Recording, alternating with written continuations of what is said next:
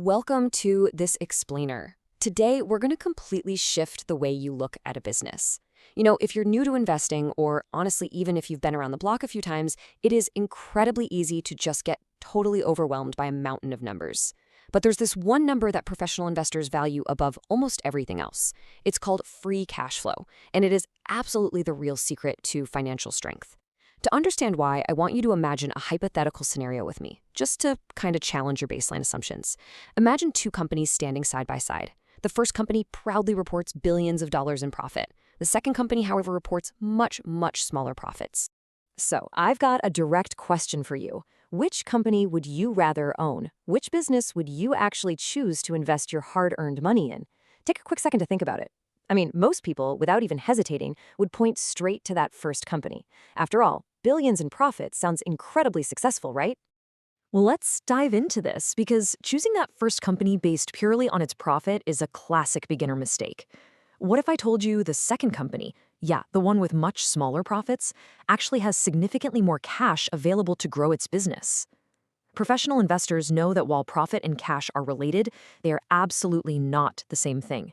In fact, the pros prioritize real cash over paper profit every single time. So, here's our quick roadmap for today's explainer. First, we'll cover the profit illusion. Second, following the money. Third, the secret formula. Fourth, the Amazon case study. And finally, the power of choice. All right, let's kick things off with Section 1, the profit illusion. To really wrap our heads around this, let's just walk through a simple analogy. Imagine you own a really nice little furniture store. A customer walks through your front door, looks around, and just falls in love with this beautiful dining table. They buy it today for $2,000, they pack it up, they take it home, and here is the massive catch, they promise to pay you next month. Let's hope they're good for it, right?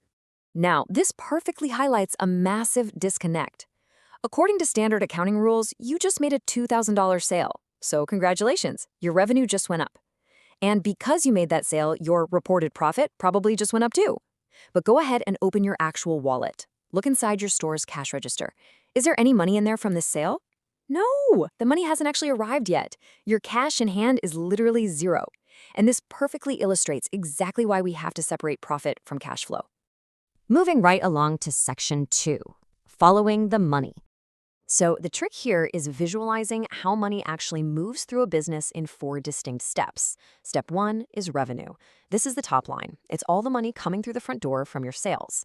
But obviously, you don't get to keep all of it. So step 2 is profit. Step 3 is cash flow. And step 4, the ultimate destination, is free cash flow. Let's break these down just a little bit further. Let's zoom in on steps 2 and 3. Step 2 is your profit, which is often called net income. This is just what's left after you subtract expenses and taxes from your revenue. Basically, it tells you if the business earned money during a specific accounting period.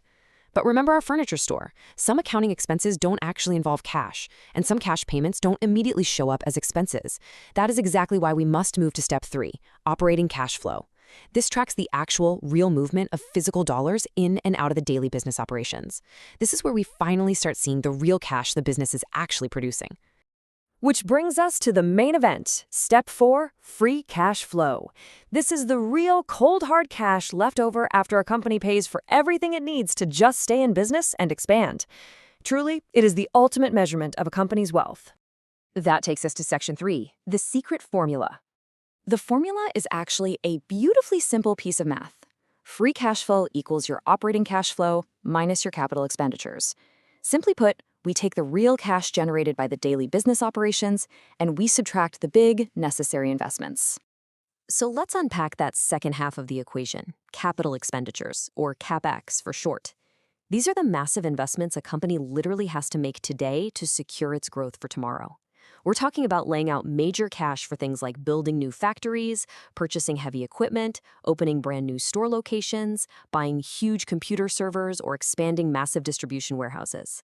These are not just your run-of-the-mill daily expenses. These are foundational structural investments for the future. And there's a really great way to think about this. Think of capital expenditures kind of like a farmer planting an orchard.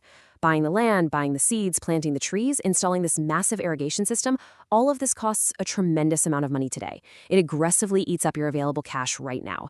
But a few years down the line, Those trees mature and they produce incredibly valuable fruit season after season. Businesses operate the exact same way. They spend money yesterday and today to create immense recurring value for tomorrow. Let's look at a real-world example in Section 4, the Amazon case study. Years ago, Wall Street and everyday investors alike heavily criticized Amazon. And why? Well, because on paper, their accounting profits were surprisingly tiny. People looked at the net income and just assumed Amazon was struggling, that they weren't very profitable, but they completely missed the genius of the strategy. Founder Jeff Bezos wasn't trying to maximize short-term profits. Not at all. He was laser-focused on generating long-term cash. Amazon was literally the ultimate farmer planting an orchard. Bezos took the massive amounts of money Amazon was making and aggressively reinvested it right back into the business as capital expenditures. They built giant new warehouses. They established massive distribution centers and delivery networks. They built the tech infrastructure and the data centers that basically run the modern internet today. These immense CapEx investments completely crushed their reported profits in the short term, but by sacrificing those short-term paper profits, Amazon created an absolutely unstoppable long-term cash-generating machine. Which brings us to Section 5, the power of choice. Remember those two companies from the very beginning of our explainer? Let's say both Company A and Company B earn $10 billion in net income, or profit. At a quick glance, they look equally successful. But let's peek under the hood at their cash.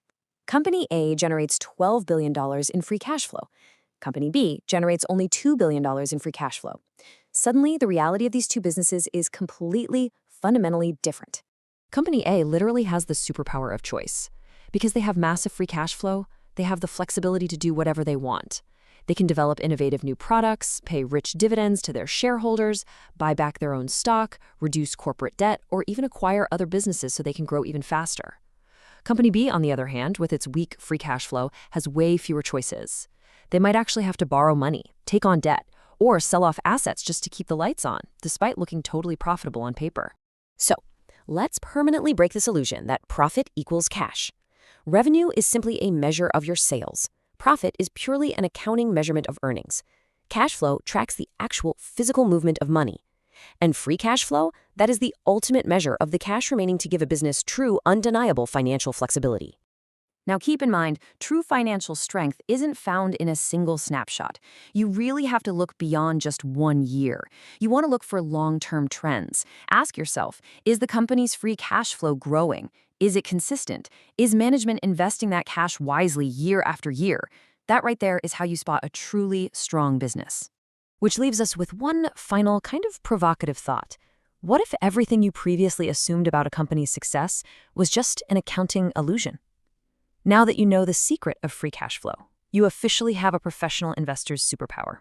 So, the question is, are you ready to analyze a real company's financial statements step by step? In our next session, we're going to take these exact tools and empower you to apply them to the real world. Thank you so much for joining me for this explainer, and I will see you next time.